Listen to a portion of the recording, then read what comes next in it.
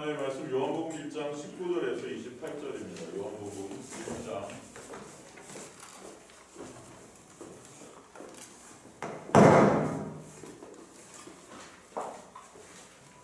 19절에서 28절 말씀.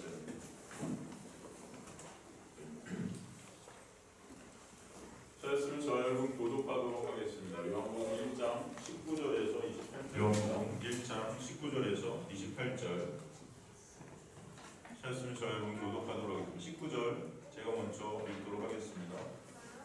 유대인들이 예루살렘에서 제사장들과 레위인들을 요한에게 보내어 네가 누구냐 물을 때 요한의 증언이 이러하니라. 요한이 그러며 말하고 숨기지 아니하니 그러며 하는 말이 나는 그리스도가 아니라 하는데 또 묻되 그러면 누구냐 내가 엘리야냐 이르되 나는 아니라. 또 묻되 내가 선지자냐 대답하되 아니라. 또 말하되 누구냐 우리를 보낸 이들에게 대답하라. 너는 이에 대하여 무엇이라 하느냐. 이르되 나는 선지자 이사야의 말과 같이 주의 길을 곱게 하라고 광야에서 외치는 자의 소리로라 하니라. 그들은 바리새인들이 보낸 자라. 또 물어 이르되 내가 만일 그리스도도 아니요 엘리야도 아니요 그 선지자도 아닐진데 어찌하여 세례를 베푸느냐. 요한이 대답하되 나는 물로 세례를 베풀거니와 너희 가운데 너희가 알지 못하는 한 사람이 있으니 곧 내 뒤에 오시는 그이라. 나는 그의 신발끈을 풀기도 감당하지 못하겠노라 하더라. 함께 있습니다. 이 일은 요한이 세례를 요한 곧 요단강 건너편 베다니에서 일어난 일이니라. 아멘. 하나님 감사합니다. 오늘도 생명의 진리의 말씀을 주셔서 생명 되시고 길 되시고 진리 되신 예수 그리스도의 놀라운 그 십자가에서 이루신 역사를 보게 하시며 예수가 아니면 존재할 수도 없는 저희들의 모습을 또 깨닫게 하시고 예수의 그 놀라운 은혜 앞에 저희들 엎드려지게 하시며 온전히 예수 그리스도만이 가치 되게 하시고 예수 그리스도만이 우리의 자랑이 되게 하시고 우리의 전 모든 삶이 생명이 빛이 되게 이끌어 가실 줄 소망합니다. 주님 말씀을 통해서 일하심을 저희들 바라봅니다. 역사하여 주실 것을 믿습니다. 감사드립니다. 끝까지 주님 홀로 영광 받아 주옵소서. 빛을 종 가리시고 주님만 드러나게 하여 주옵소서.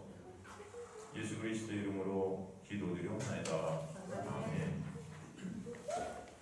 우리 저번 시간에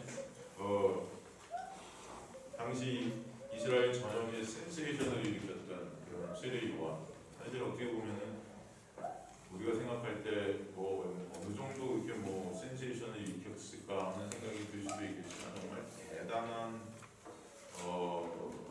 아주 센세이션을 일으켰다는 사람입니다. 여러분 그 이스라엘의 그 많은 사람들이 이 세례 요한을 보고 따르려고 전역에서 모였으니까요. 전역에서.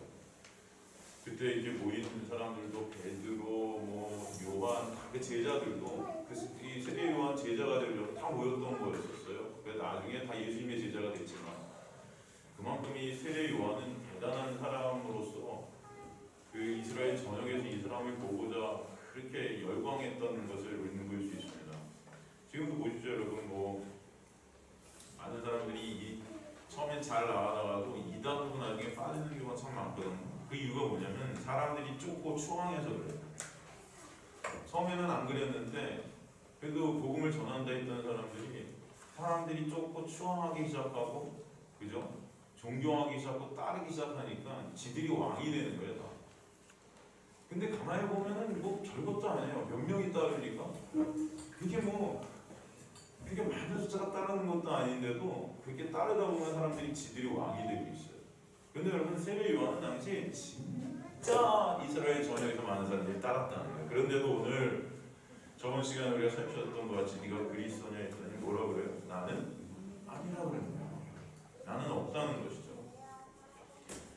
오늘 이제 두 번째 질문을 하고 있는 것이죠. 또 세 번째 질문을 하고 있는데 뭐라 그럽니까? 그러면 네가 엘리야냐? 네가 선지자냐? 뭐라 그래요? 아니라. 아니라고 그런 게 다 아니라고. 여러분 근데 세례 요한을 예수님은 뭐라고 그랬죠? 네? 여러분 성경을 꼼꼼히 읽어보신 분들 보면은 여러분 세례 요한이 사실은 오비라한 엘리야라 그러죠? 이 시대 마지막 선지자를 세례 요한이라고 그렇게 말씀하고 있죠? 성경이. 아십니까? 마태복음 11장 13절 14절 보면은 모든 선지자 율법에 예언한 것은 요한까지니 만일 너희가 즐겨받을진대 오리라 한 엘리야가 곧 이 사람이라 세례 요한이라 정확히 말씀되어 있어요. 세례 요한은 엘리야네. 엘리야 마지막 오실 그 엘리야. 누가복음 16장 16절도 보면은 율법과 선지자는 요한의 때까지, 이 세례 요한의 때까지라는 거예요. 그러니까 세례 요한이 마지막 선지자라는 것입니다. 네? 그 후로부터는 하나님 나라의 복음이 직접 사람으로 치고 들어간다는 거예요. 예수가 오셨기 때문에. 이해가 되십니까? 그 전까지는 그 예수를 갖다 보이는 자들이 바로 이 마지막 선지자들이었단 말이에요. 예수가 오실 것이야. 너희 힘과 노력으로는 안 돼. 그가 오시지 않으면 안 돼. 메시아가 오시지 않으면 안 돼. 하지만 이제는 그 예수가 직접 오셔서 여러분을 천국으로 인도해 간다는 것입니다. 그 뜻이에요 이게. 분명히 요한은 구약의 마지막 선지자였고 마지막 오실 그 엘리야였어요. 그죠? 또 오늘 본문 23절, 22절, 23절도 보면 세례 요한이 자신을 가리켜서 광야에서 외치는 자의 소리다 그러죠. 또 말하되 이르되 나는 선지자 이사야의 말과 같이, 이사야가 말했다는 거죠. 주의 길을 곱게 하라고 광야에서 외치는 자의 소리다. 이게 바로 지금 세례 요한을 가리키는 거예요. 내가 바로 그다. 광야에서 외치는 자의 소리야. 그 말이 어디 있습니까? 이사야서 40장 3절에서 5절 말씀이죠. 외치는 자의 소리여 이르되 너희는 광야에서 여호와의 길을 예비하라. 사막에서 우리 하나님의 대로를 평탄하게 하라. 골짜기 마다 도도하며 산마다 언덕마다 낮아지며 고르지 아니한 곳이 평탄하게 되며 험한 곳이 평지가 될 것이요 여호와의 영광이 나타난 모든 육체가 그것을 함께 보리니 여호와의 입이 말씀하셨느니라. 여기서 여호와의 입이 말씀하셨다는 히브리어는요, 이게 하나님의 약속이다 이런 뜻이에요. 약속이라는 단어입니다. 약속, 입이라는 게 우리나라 성경 해석이 조금 이게 어려울 수 있는데 이 하나님께서 우리에게 언약, 약속하신 그 약속의 내용이야. 여러분 지금 이사야서 40장 3절에서 5절 말씀이 뭡니까? 누구를 나타내는 거예요? 이사야서 이 40장 3절에서 5절 이 말씀이 여기서 외치는 자의 소리여라고 직역을 하는 것은 뭐냐면 한 소리가 지금 막 외치고 있다는 거예요. 외치고 있다. 막 소리가 외치고 있어요. 이 히브리어로 콜에 이렇게 말하죠. 콜에. 근데 여기서 외치는 자라는 뜻의 콜에는 사실 초청하다, 부르다 이런 히브리어예요. 초청하다, 부르다. 그 소리가 우리를 초청하고 있어요. 그 소리가 우리를 부르고 있다는 것입니다. 불러서 뭘 말해주고 싶은 거예요? 바로 광야에서 여호와의 길을 예비하고 사막에서 우리 하나님의 대로를 평탄하게 하라. 여기서 사막과 광야는 무엇을 뜻하죠? 사막과 광야. 많은 신학자들은 여기서 사막과 광야를 그저 바벨론과 팔레스타인 사이의 지역적 광야, 그것을 의미한다고 이렇게 해석을 합니다. 그래서 위에 이 본문은 이사야 40장의 이 말씀은 바벨론 포로 귀환, 이스라엘 백성이 바벨론으로 포로가 되어서 나중에 이제 귀환할 것을 언급하는 그런 내용이다라고 주장을 해요. 물론 이것을 문자적으로만 보면은 그렇게 해석되는 게 맞다고 볼 수 있어요. 문자적으로만 보면. 그래서 제가 그랬어요, 여러분. 성경은 이 문자적으로만 보면 안 되는, 그 밑에 있는 메시지를 봐야 되는 거예요. 그럼 구약 전체는 뭘 말한다는 거예요? 예수 그리스도를 뜻한다고 했죠. 오실 그 예수를 말하는 게 구약이고 오신 예수를 말하는 게 신약이라 그랬어요. 그러니까 성경 전체가, 예수께서 그러잖아요. 이 성경 전체가 누구를 보이는 거다? 나에 대해서 말하는 거다. 신학자들은 이것을 그저 문자적으로 해석해서 이렇게 해석을 하지만 사실 이 전체가 뭐예요? 지금 이사야서 40장 3절에서 5절 말씀은 누가 이 땅에 오셔서 하실 그 내용을 말씀하시는가 하면 바로 예수 그리스도께서 이 땅에 오셔서 우리 위해 이루실 그 언약, 그 언약의 성취를 갖다 우리에게 설명해 주시는 거죠. 예수 그리스도의 구원 사역을 말씀하시는 것이 이사야서 40장 3절에서 5절인 거예요. 그럼 바벨론 포로의 귀환 정도의 그 가난한 해석이 아니라는 것입니다. 이것은 여기서 광야와 사막에 의미하는 것을 해서 이 신학자들이 얘기하는 그런 지역적 광야 사막이 아니에요. 이것은 이 사막이라는 것은 이 히브리어로 보면 죽음의 땅입니다. 생명이 살아날 수 없는, 물이 없는 곳이에요. 이해가 되시죠? 심판의 땅. 이 광야, 사막, 이 세상의 피폐함과 참담함을 우리에게 설명하는 것입니다. 그런 땅에 말씀이 육신이 되셔서 오셨다는 거예요. 예수께서 생명을 주시기 위해서. 너희는 예비하라 이렇게 말하고 있어요. 히브리어에 판누 이렇게 되어 있는데 이게 어디서 온 단어냐면 파님에서 온 단어예요. 예비하라, 그러니까 파님에서 온 판누를 쓰고 있어요. 파님, 여러분 파님이 뭐죠? 히브리어 파님. 이거 제가 설교 시간에 아주 깊이 있게 설명을 드린 적이 있죠? 파님? 혹시 아시는 분? 제가 이렇게 질문을 하는 것은 여러분들이 기억을 하시라고 질문하는 겁니다. 파님, 얼굴이죠? 누구의 얼굴? 하나님의 얼굴. 그럼 여기서 예비하라 한 뜻이 사실 하나님의 얼굴을 바라보라는 거예요.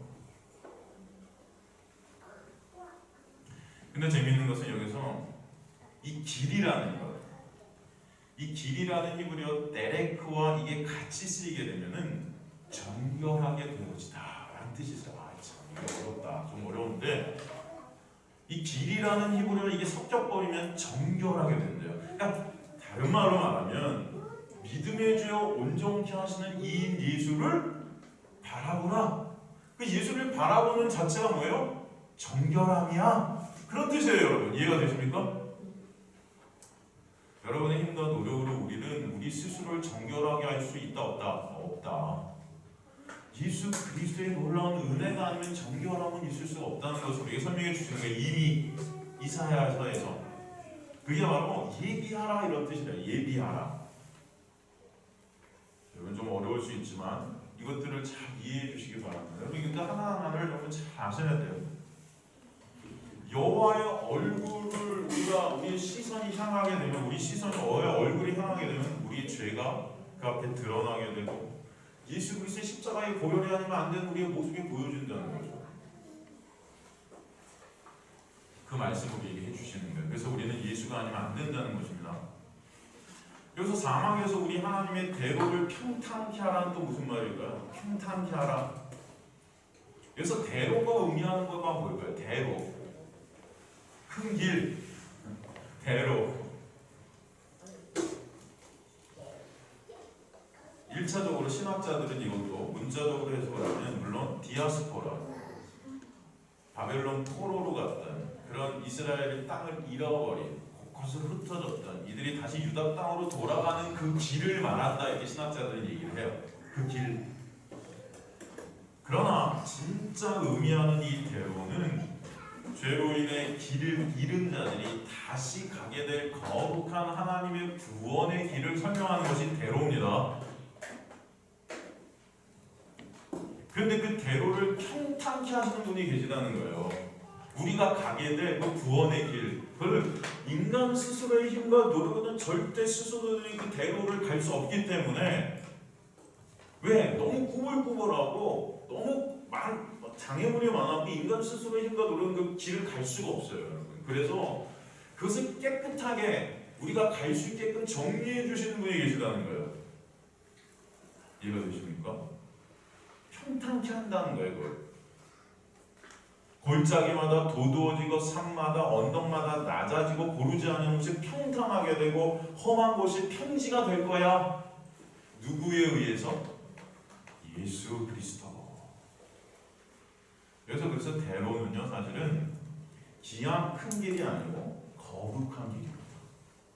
그리고 정결한 길이에요. 그 길은 인간이 갈 수 없는 길인데 예수 그리스도의 십자가의 보혈로 말미암아 그 길을 가게 하시는 거예요. 그 소리가 바로 그것을 전할 것이라는 거예요. 소리가. 그 소리가 누구다? 세례 요한. 이해가 되시죠? 광야에서 외치는 자의 소리가 있을 거야. 근데 그 소리가 전하는 내용이 바로 예수 그리스도라는 거죠. 예수 그리스도. 그래서 세례 요한이 보라 세상주를 지고 가는 하나님의 어린 양이로다. 보라. 그분을 보라는 것입니다. 그 소리가 그래서 세례 요한이에요.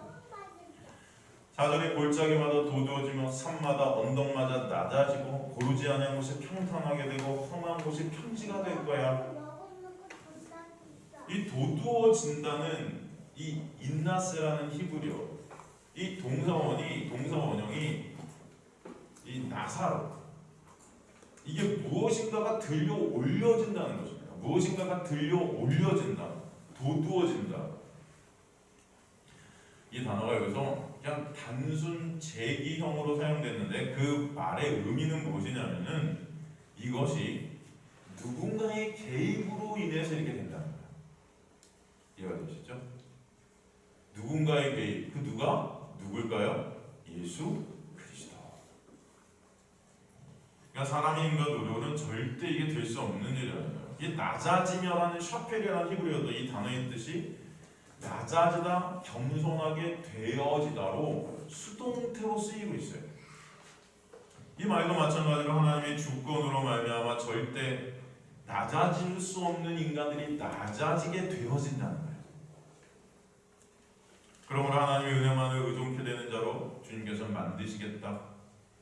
이 고르지 아니한 곳, 험한 곳이라는 표현도 다 사람의 마음을 나타내는 단어들입니다. 고르지 않다라는 헤아코브라는 히브리어, 이건 뭐냐면 울퉁불퉁한 땅의 상태예요. 그 땅의 상태, 그 마음의 상태가 누구다? 우리라는 것입니다. 우리 마음이 그렇게 울퉁불퉁하다는 거예요. 여러분 한번 보세요. 마음을. 험한 곳이라는 하레카심, 이 히브리어도 말이 달릴 수 없을 정도로 거친다, 거친 땅의 상태. 이 단어들은 그래서 신의 자리에 앉아있는 인간들의 마음을 표현합니다. 그런 우리에게 찾아오셔서 그런 우리의 마음을 고르게 하실 것이다. 정결케 하실 것이다. 평탄하게 하실 것이다. 이게 뭐예요? 에스겔서 36장 26절 27절 말씀 아니에요? 에스겔서 36장 여러분 26절 27절 보면 또 새 영을 너희 속에 두고 새 마음을 너희에게 주되 너희 육신에서 굳은 마음을 제거하고 굳은 마음, 부드러운 마음을 줄 것이며 또 내 영을 너희 속에 두어 너희로 내 율례를 행하게 하고, 우리가 직접 행하는 게 아니에요. 이미 예수 그리스도가 십자가에서 행하신 그 행하심 안에서 행한 자들이 되게 하셨다는 거죠. 내 규례를 지켜 행한 자들이 되게 할 거야, 이런 뜻이에요. 더저 은혜로. 그래서 5절 여호와의 영광이 나타나고 모든 육체가 그것을 함께 보리라. 그 여호와의 영광은 뭐예요? 아버지의 독생자의 영광이라고 우리가 공부했죠?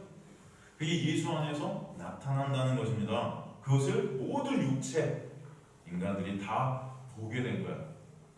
그래서 구원이라는 것은 차별이 없음을 알게 하시는, 그 모든 육체가 그것을 공으로 구원받는 거예요. 우리가 잘나서 본 것도 아니고 능력이 있어서 보는 것도 아니고 말씀을 지켜서 그 구원받는 것도 아니고 차별 없는 예수 그리스도의 놀라운 은혜로 말미암아 구원받게 된다는 것. 그 영광의 정점이 십자가라는 것을 우리에게 설명해 주시는 거예요. 이는 여호와의 입이 말씀하셨다. 아까도 말씀하셨지만 이것이 바로 하나님의 약속의 내용이다, 이런 뜻입니다. 이해가 되시죠? 그 약속의 내용이라는 것은 뭐예요? 예수 그리스도께서 이 땅에 오셔서 굳은 마음이었던 우리의 죄된 마음을 제거하시고 예수 그리스도의 십자가의 보혈로 말미암아 거저가 없이 은혜로 하나님의 자녀들이 되게 하시는 그 놀라운 역사가 있게 하실 것이다 설명해 주셨던 것이 바로 광야에서 외치는 자의 소리가 전하는 내용이었다는 것입니다. 마태복음 3장 1절에 3절 보면 그 광야에서 외치는 자의 소리가 누구래요? 마태복음 3장 1절에 3절 보면 그때 세례 요한이 이르되 광야에서 전파하여 말하되 회개하라 천국이 가까웠느니라 하였으니 그는 선지자 이사야를 통하여 말씀하신 자라. 일러스되 그가 광야에 외치는 자의 소리가 있어 이르되 너희는 주의 길을 준비하라 그가 오실 길을 곧게 하라 하였느니라. 그 소리가 누구다? 세례 요한이다. 그래서 세례 요한도 본문처럼 바로 자신이 그 이사야에서 예언된 그 선지자라고 분명히 밝히고 있는 거예요. 그런데 오늘 본문에서 왜 그럼 세례 요한은 너 엘리야야? 너 선지자야? 하는 그들의 질문에 나는 아니라고 한 걸까요? 분명히 성경은 이 세례 요한이 엘리야고 마지막 선지자라고 밝히고 있죠. 근데 왜? 난 아니야. 나는 그리스도가 아니야 하는 건 이해가 되시죠, 여러분? 근데 왜 세례 요한이 엘리야도 아니고 선지자도 아니고 좀 성경은 분명히 마지막 선지자라는데 왜일까요?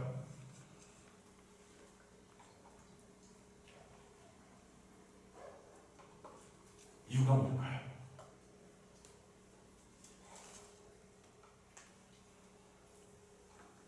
혹시 아시는 분?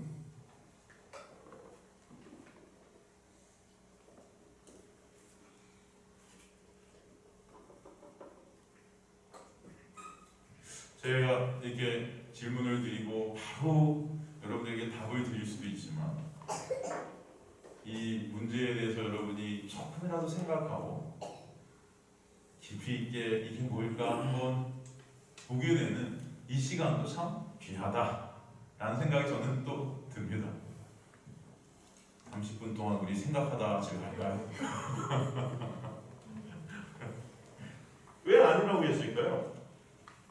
이게 바로 육의 세계와 영의 세계에 있는 사람들의 차이라는 것입니다. 분명히 세례 요한은 마지막 엘리야, 마지막 선지자 맞아요. 그도 알았어요. 광야에서 외치는 자 이사야서에 말하는 그가 바로 나라는 것을. 그런데 그들이 와, 너 엘리야야? 했더니 아니야. 선지자야? 아니야. 이게 무슨 말이냐면요, 여러분. 간단한 예로 말씀드리겠습니다. 제가 저번 설교 시간에도 말씀드렸지만 이 건물을 임대해 주신 저 위에 그 3층에 있는 사무실의 사무총장님께서 여기 오셔서 교회를 이렇게 보시고 저한테 목사님 교회가 예쁘게 이거 꾸며졌네요. 그러면서 부자 되세요? 그랬단 말이에요. 그죠? 그래서 제가 교회는요 그런 것이 아닙니다 그랬어요. 그랬더니 또 저는 교회는 잘은 모르지만 여하튼 부자 되세요? 또 그랬어요. 만약에 그녀의 육의 생각이 교회는 이 세상에서 부자 되는 곳이다라고 교회를 정의하고 있다면 그런 정의하고 있는 교회에 대해서 저한테 이곳이 교회입니까? 한다면 여러분 뭐라고 그러시겠어요? 이것은 그런 교회가 아닙니다. 이해가 되세요? 교회가 아니라. 이해가 되십니까? 여러분이 생각하는 어떤 예배, 여러분이 생각하는 어떤 기도,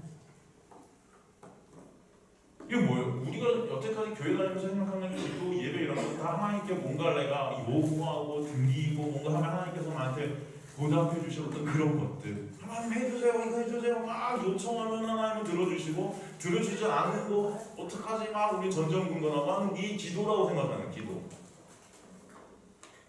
저한테 와갖고 저는 기도 열심히 하고 있어요. 하나님께 이거 바라는 거 하나님 바로 응답해 주실 거예요. 그럼 제가 그래요. 그건 기도가 아니라 내가 되십니까? 기도는 교제죠. 교제. 여러분 하나님은 마술 그 진이가 아니에요. 분지르면 나와서 소원 이뤄달라고 하나님께 말 그런 하나님 아니죠. 여러분을 죄 가운데 구원해내신 그 자체가 하나님의 놀라운 기도의 응답인 거예요. 다. 예수 그리스도의 십자가의 보혈로 주님을 바라보게 된 그 자체가 그렇지 않습니까? 그거는 기도가 아니라 그래서 교회, 기도, 예배가 하나님 나 예배 열심히 드릴 테니까 하나님 나 복 주세요 이런 거라면 그건 예배가 아니라 여러분 지금 이들이 생각하는 이 유대인들이 세례요한한테 와서 질문을 하는 이 유대인들이 생각하는 엘리야, 유대인들이 생각하는 선지자는요 세례 요한이 생각했던 엘리야와 선지자가 달랐다는 것입니다. 그게 바로 은혜 안에 있는 자와 은혜 밖에 있는 자의 차이라는 거예요. 그래서 여러분은 잘 배우셔야 돼요. 성경이 무엇을 말하는지. 성경 말씀이 우리에게 온 이유가 무엇인가? 말씀은요 우리가 지키라고 주신 거예요. 그럼 그 말씀은 아니라 말씀은 예수 그리스도시니라. 그죠 여러분? 이해가 되십니까? 제가 지금 무슨 말씀 드리는지. 그래서 육의 세계와 영의 세계 안에 있는 차이는 완전히 현저하게 다른 것입니다.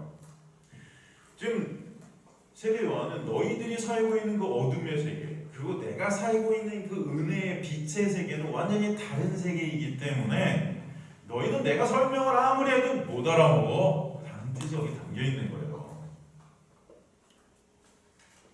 고린도전서 2장 10절 보면 오직 하나님이 성령으로 이것을 우리에게 보이셨나니 성령은 모든 것 곧 하나님의 깊은 것 이렇게 되어 있는데 이 깊은 것 사실 이게 사회사본 더 오래된 사본을 번역하면 비밀 하나님의 비밀까지도 통달하는 우리에게 가르쳐 주신다. 그 비밀이 누구죠 그런데? 예수. 여러분 그렇죠. 그러니까 우리 안에 성령이 오시지 않으면 그 비밀인 예수를 알 수 있다 없다? 없다. 그럼 그 성령이 오시지 않은 상태에서 사람들이 생각하는 예수는 저와 여러분이 생각하는 예수와 다른 거죠. 그러면 그가 예수냐 하면 아니 니네가 생각하는 그 예수는 예수가 아니라 아시겠습니까?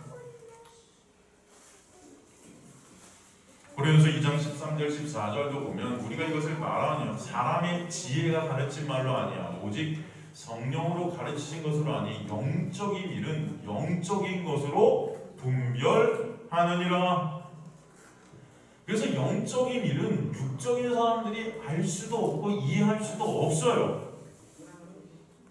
지금 그들이 생각하는 엘리야, 그들이 생각하는 선지자 이것은 완전히 세례 요한의 입장에서는 아닌 것입니다. 그래서 나는 니네가 생각하는 그 엘리야 아니야. 나는 니네가 생각하는 그 선지자 아니야. 그거 말씀합니다.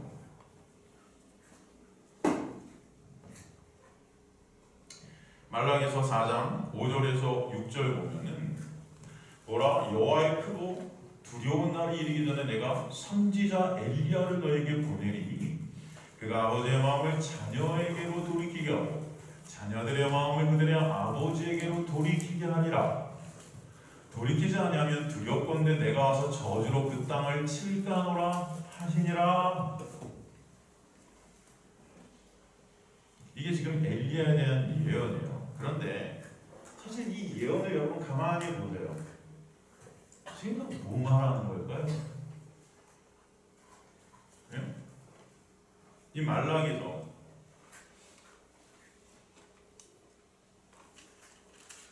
4장 5절 6절의 이 말씀 보라 여호와의 크고 두려운 날이 이르기 전에 내가 선지자 엘리야를 너에게 보낸다. 이것은 바로 여호와의 크고 두려운 날은 심판의 날입니다. 심판의 날. 심판의 날에 심판의 날 전에 선지자 엘리야가 먼저 보내심을 당할 거야. 리푼의 모용 예호와 파가돌 오한도라 이 히브리 원어인데 이 구절은 전통적으로 히브리 문학에서 하나님의 최후의 심판을 우리에게 설명하는 표현이에요. 이 날이 의미하는 것은 이 역사 가운데 바로 예수님의 초림과 재림 가운데의 시간을 우리에게 설명하는 것입니다. 예수님의 초림, 그 다음에 다시 오실 그 재림 그 가운데의 시간들. 이 본문의 엘리야는 구약의 실제 엘리야가 아니죠. 엘리야의 심정으로 엘리야의 사역을 감당할 인물을 말하는 거예요. 그게 누구다? 세례 요한. 그리고 나아가 이 엘리야로 이 땅에 오셔서 지금 아버지의 마음을 자녀에게 돌이키고 자녀들의 마음을 그들의 아버지에게 돌이키게 하신 그분이 누구세요? 예수 그리스도. 그래서 엘리야나 세례 요한이나 누구를 보이는 겁니까? 예수 그리스도를 보이는 거예요. 구약의 엘리야가 모든 사람들이 우상에 빠져 있을 때 그 당시 바알과 아세라, 그죠?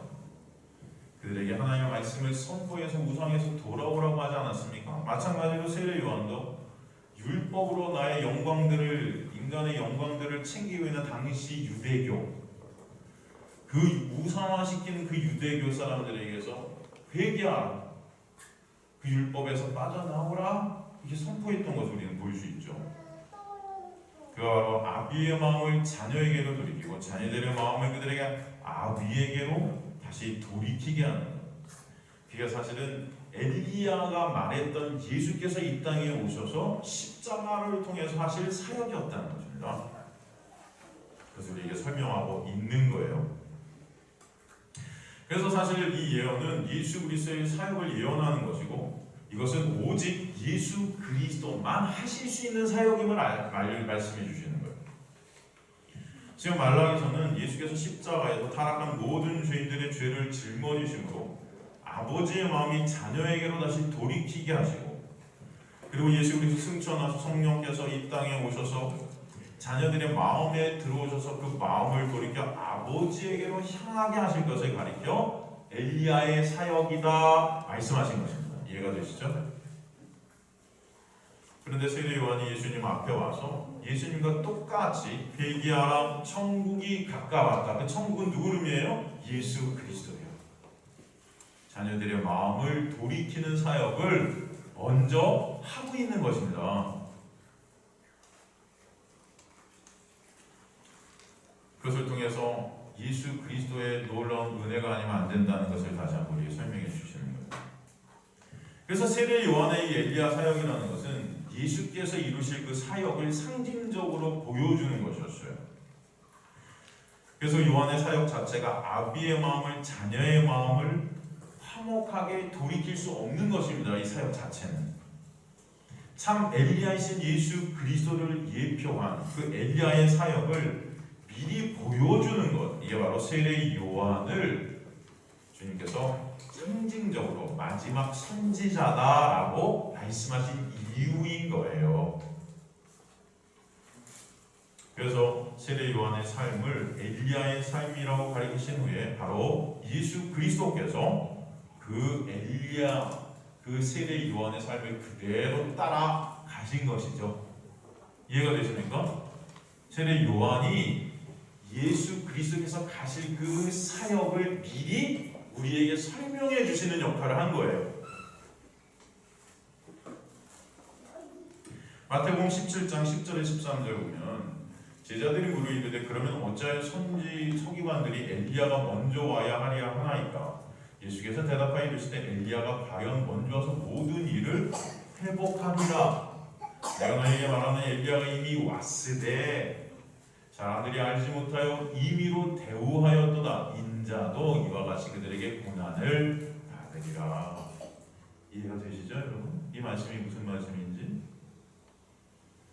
말라기에 예언된 그 엘리야는 세례 요한과 예수님처럼 하나님의 마음과 자녀들의 마음을 화목케 하는 역할을 십자가에서 하시는 예수 그리스도의 그 사역을 상징하는 것들이었어요. 더 나아가 그 엘리야의 역할이 지금 우리 성도들에게 또 오게 된 역할이다라고 또 말씀하시는 것이 될 수도 있다는 것입니다. 우리도 마찬가지로 예수 그리스도의 놀라운 은혜를 전하는 자들로 세워가시는 것에 대해서, 이것이 바로 성경이 말하는 엘리야예요. 여러분, 당시 유대인들도 이 말라기의 내용을 다 알고 있었을까요? 몰랐을까요? 있었을 거예요. 그런데 당시 그들이 생각한 엘리야는 어떤 엘리야냐? 육적인 엘리야였던 거예요. 불말과 불병거를 타고 하늘로 승천한 그 진짜 엘리야만 바라보고 있는 거죠. 여러분 눈에 보이는 그 엘리야, 힘을 과시하는 그 엘리야, 멋져 보이는 그 엘리야. 그리고 언젠가 그 엘리야가 다시 와서 회개를 외치면서 자녀들의 마음을 아비에로 돌이키고 그 뒤에 메시아가 오셔서 다윗 왕국을 회복할 것이다. 정치적 군사적 메시아, 우리의 어떤 이 땅에서의 육적 삶을 편안하게 해줄 그 메시아, 로마의 압제에서 우리를 풀어낼 그 메시아, 그 메시아 전에 다시 엘리야가 와서 기적을 일으키고 이 땅을 갈아엎을 거야 라는 그 엘리야. 그래서 그들은 오매불망 메시아를 기다리고 있는 것입니다. 사실 이들의 모습을 보면요, 지금 우리 교회의 모습이나 다를 바가 없어요. 여러분 다 교회 나오고 바라는 것이 저 세상의 삶입니까? 이 땅에서의 삶입니까? 여전히 여러분의 기도의 내용은 이 땅에서의 기도의 삶의 내용입니까? 정말 예수 그리스도의 십자가의 놀라운 은혜로 말미암아 죄 가운데 구원되어 영생을 소유하게 참 생명을 소유하게 된 그 놀라운 역사 때문에 진짜 하늘나라를 바라보게 되고 진짜 저 땅을 갈망게 되고 소망게 되는 여러분 그런 마음입니까? 아니면 이 땅에서 주님 잘 살게 해주세요, 잘 먹게 해주세요, 편안하게 해주세요, 위로해 주세요, 이런 마음입니까? 가만히 보면 사람들이요, 평생 예수님을 믿고 말씀을 알고 말씀대로 살았다는 사람들도 죽음 앞에 서면요 다 알려달래요. 그렇게 하늘나라를 소망한다고 하면서도 죽기 싫나 봐요. 예? 그럼 어떠세요? 그럼 내일 하나님께서 여러분 데려가신다. 할렐루야? 아무도 안 하시잖아요. 이거 할렐루야 괜히 했다가 오늘 밤에 사고라도 나면 이 하나님의 뜻이 이루어졌어. 큰일 났다. 예? 여러분 그 진짜 소망하는 게 뭐냐고요. 그래서 가만히 보면 유대인들이나 우리는 다를 바가 없어요. 가만히 복음을 안다는 우리나 복음을 모르는 이들이나 여전히 이 육적인 것에 그냥 묶여있는 우리의 모습을 보지 않습니까? 그럼에도 불구하고 여러분 오늘도 또 이 은혜의 복음을 듣게 하시니 참 은혜가 한량이 없음을 믿습니다. 이 유대인들은요, 말라기 4장 6절처럼 그 엘리야가 와서 회개를 외치고 그들의 마음을 아비에게로 돌리려고 할 때 그것을 거부하게 되면 그들을 땅에서 하나님이 내치실 것이다 그렇게 생각했어요. 이게 뭐예요? 율법이죠. 내가 받아들이면 안 내침당하고 내가 거부하면 내침당하는 것. 그 구원의 조건이라는 게 나한테 있는 거예요. 말씀 지키면 복 받고 말씀 안 지키면 벌 받고. 이해가 되십니까? 예배 열심히 드리면 하늘의 복이 있고 예배 안 드리면 하나님이 치시고 다 여기 묶여있던 거예요. 제가 항상 말씀드리지만 제가 이렇게 말씀드린다고 여러분 오늘부터 나는 예배에서 자유해. 예배 안 드려도 되겠네. 하나님이 난 안 치실 거야. 그런 생각을 하시라고 드리는 말씀이 아닙니다. 그냥 은혜를 갖다가 방종으로 생각하시면 안 돼요, 여러분. 진짜 은혜가 여러분에게 들어오면 이거만큼 무서운 게 없어요. 사실은 이게 무섭다는 것이 여러분이 그 은혜 때문에 두려워 떤다는 그런 말씀이 아니에요. 이 은혜의 역사는요, 여러분의 생각을 초월하고 여러분의 이성을 넘어섭니다. 아시겠습니까, 여러분?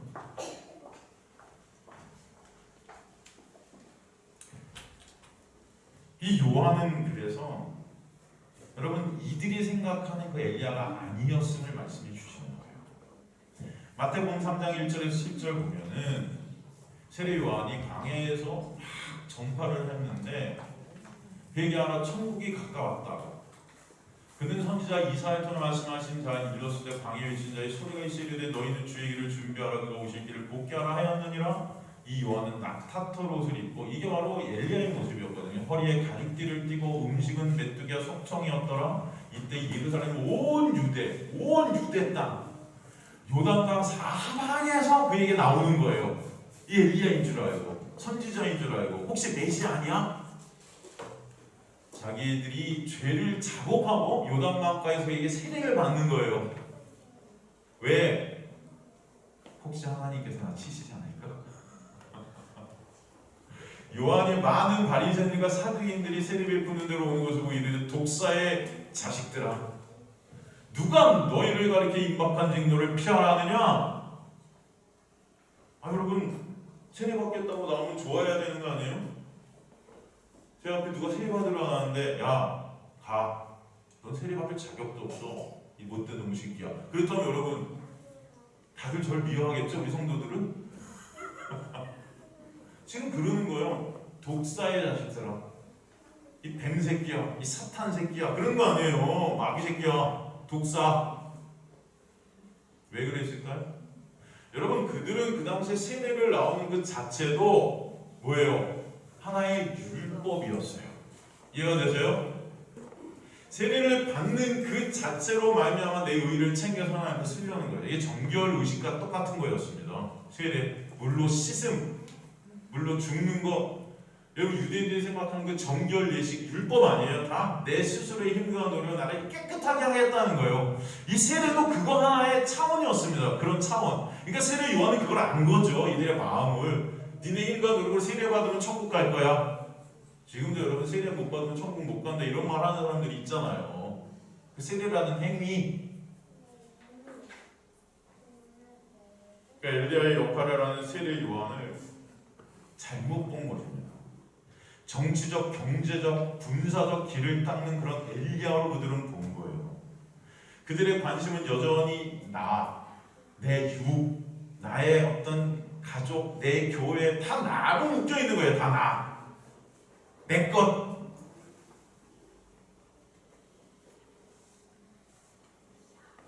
그들에게는 은혜가 뭔지 몰랐어요. 그들에게는 그 죄가 뭔지도 몰랐어요. 바로 그들이 살 수 있는 것은 예수를 십자가의 보혈밖에 없다는 그 세례, 그 예수가 죽고 살아나셔야 된다는 그 세례를 예표하는 게 세례 요한의 세례였는데도 그 세례가 뭔지를 몰랐던 것입니다. 그래서 그런 세례 받으려면 나오지 말라는 거예요. 이해가 되시죠, 여러분? 그 세례도 니네가 뭔지 모르는데 니네가 생각하는 세례가 내가 주는 그런 세례 아니야. 여러분, 그것을 아셔야 된다는 거예요. 이 알미 없으면 우리는 다 허상입니다. 허상. 헛된 것들이에요.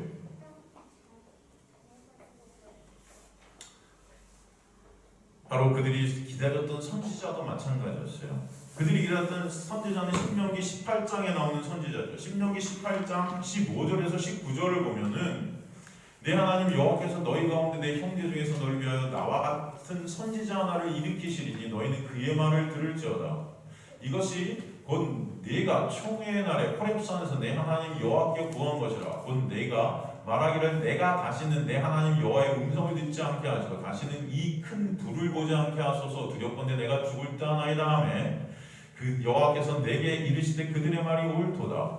내가 그들의 형제 중에서 너희 같은 선지자 하나를 그들을 위하여 일으키고 내 말을 그 입에 두리니 내가 그에게 명령하는 것을 그가 우리에게 다 말하리라. 누구든지 내 이름으로 전하는 내 말을 듣지 아니하는 자는 내게 벌을 받을 것이라. 지금 이들이 생각하는 것은 모세 같은 선지자가 나오죠. 모세가 그랬던 것처럼 자신들에게 그 하나님의 그 명령을 전달해주고 그들의 힘과 노력으로 다시 하나님과 화목을 이루고 구원을 얻으며 이 땅에서 다시금 그 다윗 왕조를 찬란하게 재건할 그런 어떤 것들을 이들은 바라고 있는 그 선지자를 원하는 거죠. 이게 바로 율법주의, 인본주의의 선지자였습니다. 그래서 혹시 그 세례 요한이 바로 신명기에서 예언된 그 선지자 아니야? 하고 묻는 거예요. 근데 세례 요한은 아니, 니네가 생각하는 그런 선지자 아니야. 이해가 되시죠? 바로 이 신명기에 예언된 이 선지자도 메시아 예수 그리스도를 나타내는 그런 거였어요. 그래서 유대인들은 예수께로 나와야 된다는 소리에 설명해 주시는데, 사실 유대인들은 예수께로 가서도 네가 엘리야야? 네가 선지자야? 그렇게 물었던 것을 우리는 볼 수 있어요.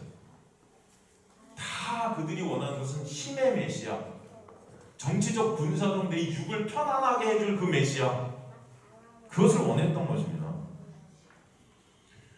여러분, 우리는 같은 공간에 있다 해도 여러분, 육 안에 있는 사람과 은혜 안에 있는 사람은요, 생각이 같을 수가 없어요.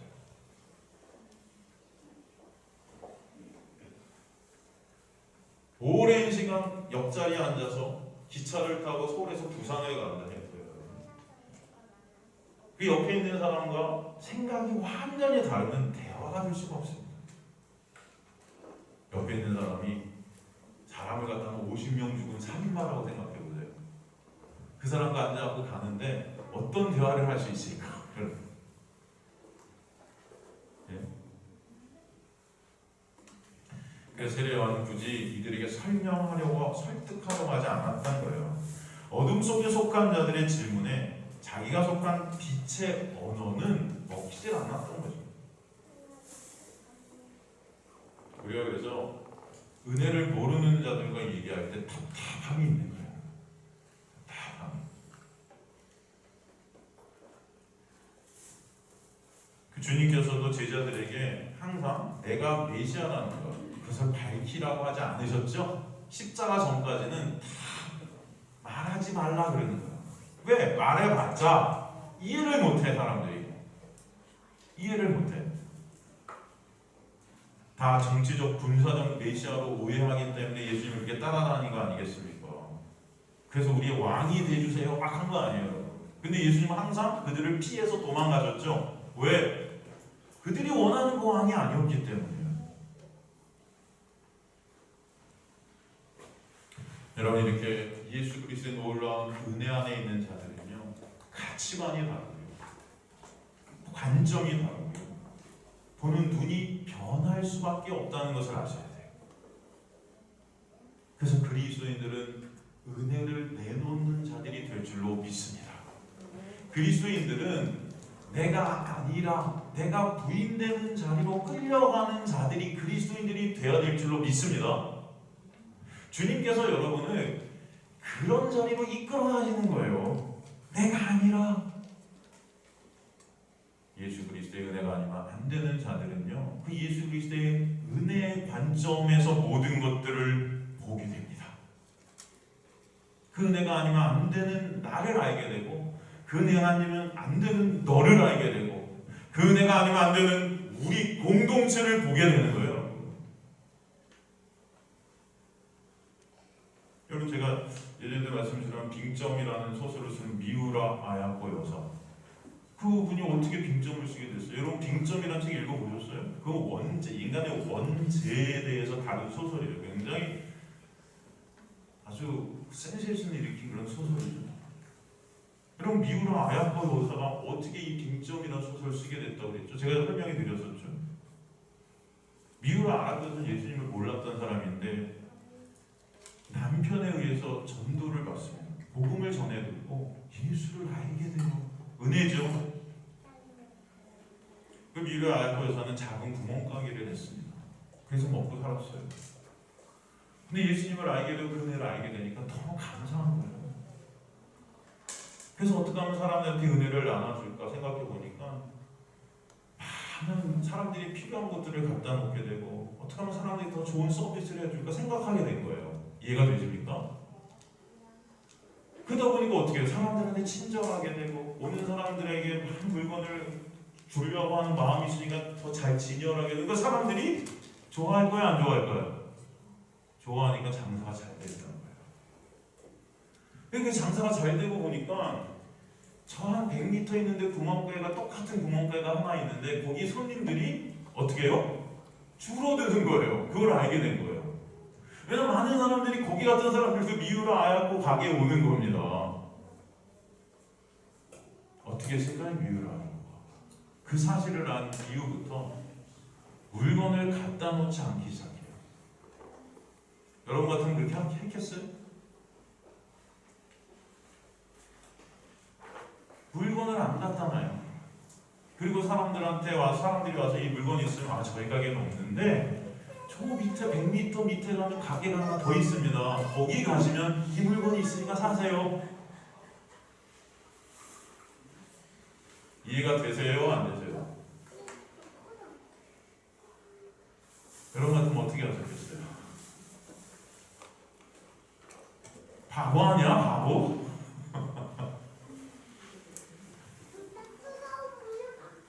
그러니까 자연히 미우라 아야고에서 시간이 많이 남게 돼요. 시간이. 그렇게 시간이 남게 돼서 쓰기 시작한 게 글이고 소설이고 빙점이었습니다, 여러분.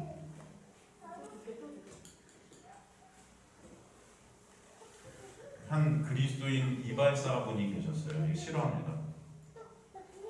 그 마을에 이발소가 딱 두 군데, 영국에 있었더니 한 작은 마을에 이발소가 딱 두 군데였는데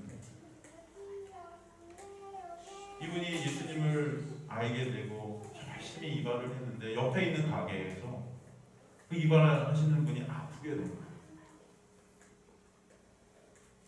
그리고 돈을 못 버시게 된 거예요. 너무 아파서. 이 이발사분이 원래는 한 하루에 6시간 정도 일한다면 그때부터 12시간을 일하기 시작했습니다. 거기서 머리 못 깎던 사람들이 다 몰려오니까 자기가 아무래도 시간이 많이 할애해야 되고 돈을 많이 벌었겠죠? 그 6시간 이후에 번 그 6시간의 돈은 다 모아서 그 아픈 이발사에게 갖다 주는 거예요. 이해가 되세요? 이런 일들이? 바보 아니에요? 바보? 아 이때다! 돈 모으자! 이발사 아픈 거 하나님의 은혜네! 하나님이 나한테 복을 주시려 하네! 열심히 벌자! 그게 아니라고요, 여러분. 그 은혜를 나누는 삶을 살게 하신다고요. 왜? 나만 잘되고 내 가족, 내 교회 이런 게 아니라고요. 나는 아니라 예수의 은혜가 오면요 망해도 감사하고 힘든 일이 닥쳐도 절망 속에서도 자포자기가 아니고 오히려 예수 그리스도의 놀라운 은혜 때문에 여러분 기뻐하게 될 줄로 믿습니다.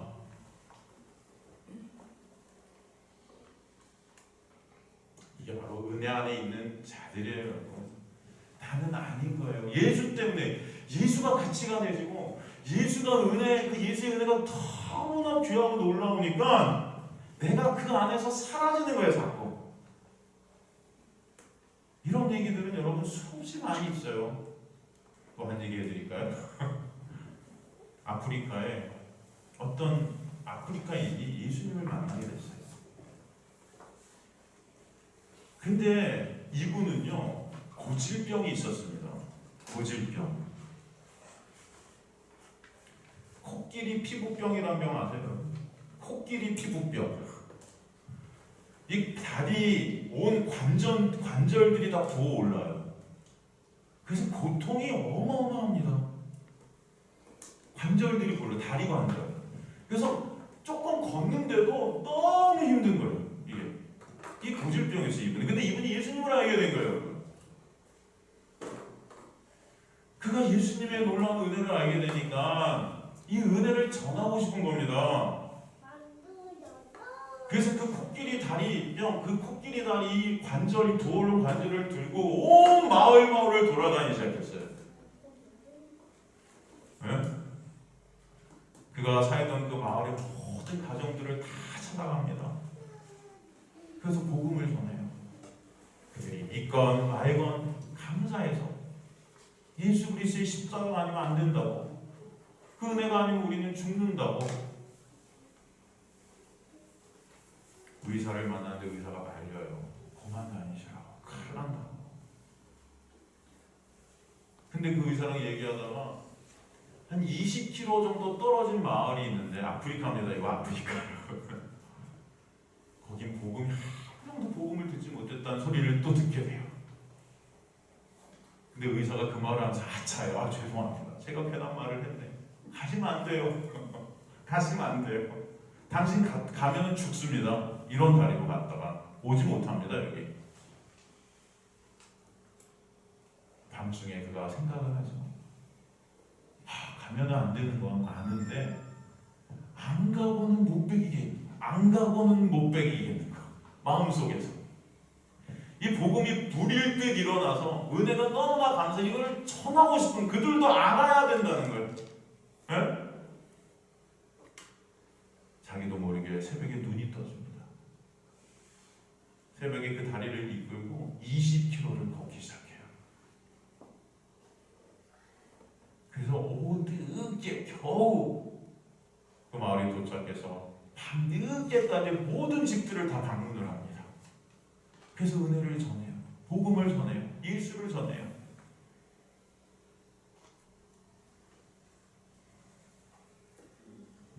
그리고 밤늦게 다시 출발해서 집으로 돌아오는데 다리에 피가 나고 관절이 무너져 내리고 결국 쓰러집니다. 그 의사의 손에 들려가게 되는데 무의식 상태가 돼요.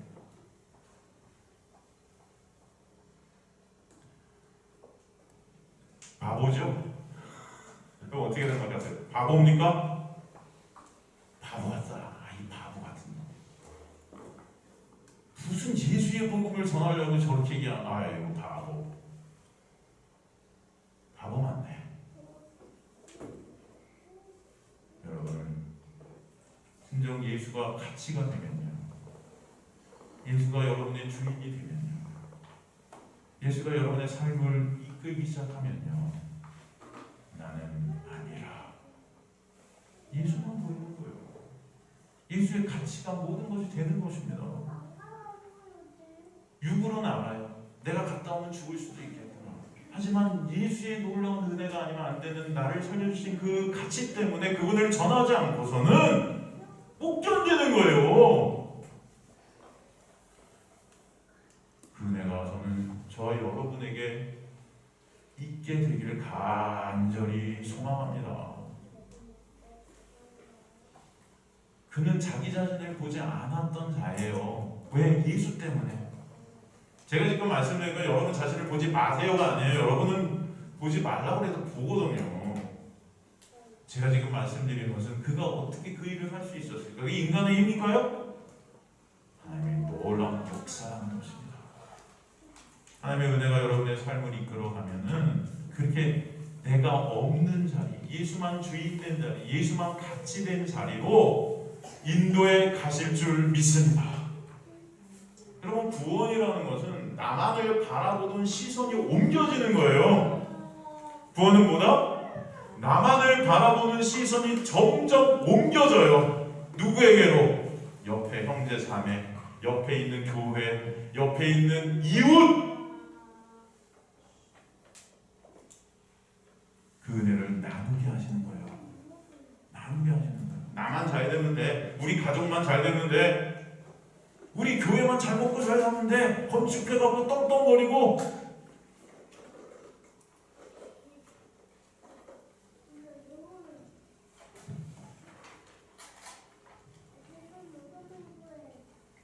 하나님께서 여러분에게 오셔서 그 은혜가 뭔지를 알게 하실 때 분명히 여러분 그 은혜 때문에 기뻐하고 감사하는 자들이 될 것이고, 그 은혜를 전하지 않으면 안 되는 주님의 증인들, 그 소리들이 될 줄로 믿습니다. 이 광야 같은 세상에서 세례 요한 같은 외치는 자의 소리로 여러분을 또 세워 가실 줄 믿습니다. 이게 하나님께서 여러분의 삶 가운데 하시는 역사예요. 나만 천국 가는데 나만 다 여전히 나 아니에요, 여러분? 이기적인 집단들이 기독교가 되어버렸어요. 이기적인 집단들. 여러분, 구원은 그런 것이 아니에요. 여러분, 은혜는 관념적인 것이 아닙니다. 그냥 머리로만 은혜. 여러분, 삶이 은혜가 나오지 않으면 여러분은 다 허상을 쫓고 있는 것들입니다. 여러분의 삶 가운데 저처럼 예수 이름에서 나만을 바라보고 있다면 그것은 구원이 아니에요.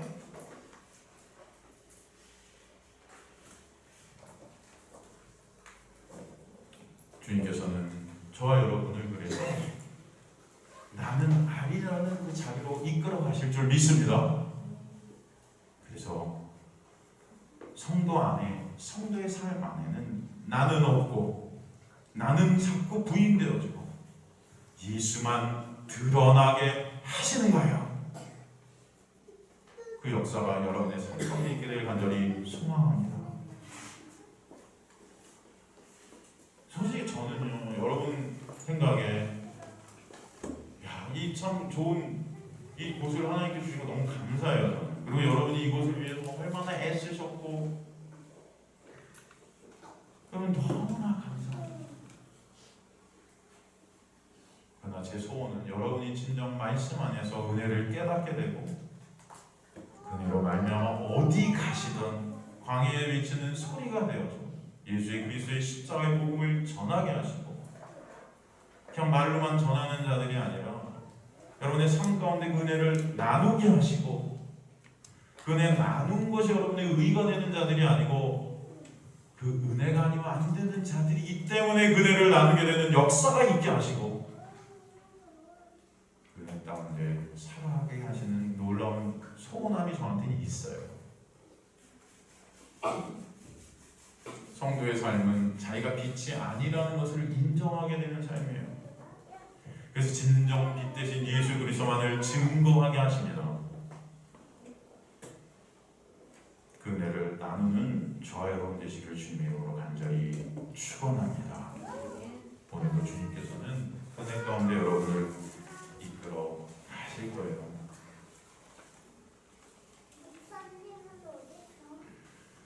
사실 그래서